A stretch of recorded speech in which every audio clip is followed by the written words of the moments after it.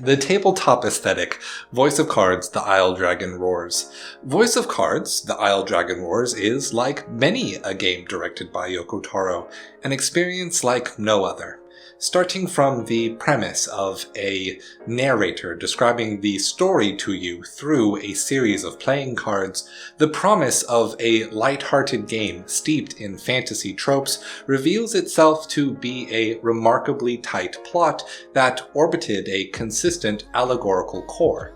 For a moment, I would like to focus on the aesthetic presentation that elevated that allegorical story to the feeling of a comfy bedtime fable.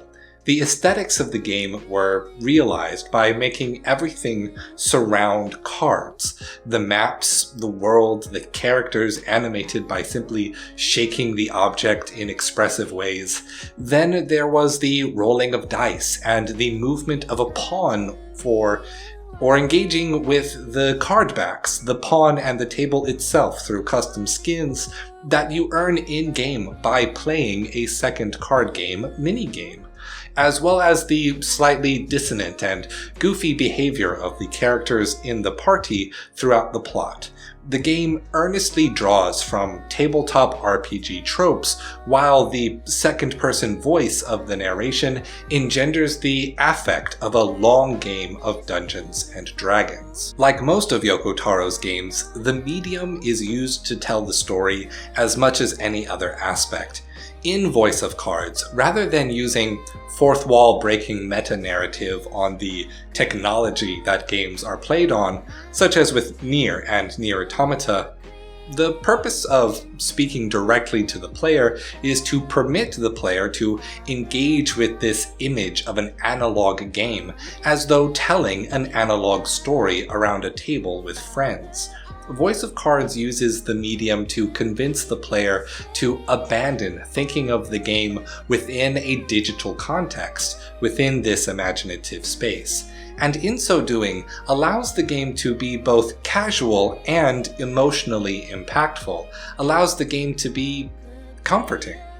Voice of Cards, The Isle Dragon Roars, is not a hard nor challenging game. Like many Yoko Taro directorships, its ease of play lends itself to be enjoyed by anyone. To this end, its systems as a turn-based RPG are not terribly innovative.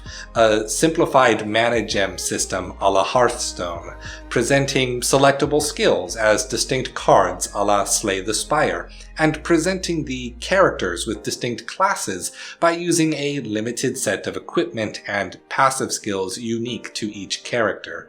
As such, its appeal is fully centered on immersing yourself in the comfortable, the familiar, through a unique presentation, then allowing that experience to give way to a broader message once you begin to see the full scope of the game's final decision. While Voice of Cards, The Isle Dragon Roars, may not be the kind of sweeping, philosophically inspired exploration like those of games like Nier Automata or Disco Elysium, it is, however, using the experience of the game to get players to engage with ideas that others would be happy to leave unexamined. Those are exactly the kind of games I seek out, and why I continue to be a fan of Yoko Taro. Stay true.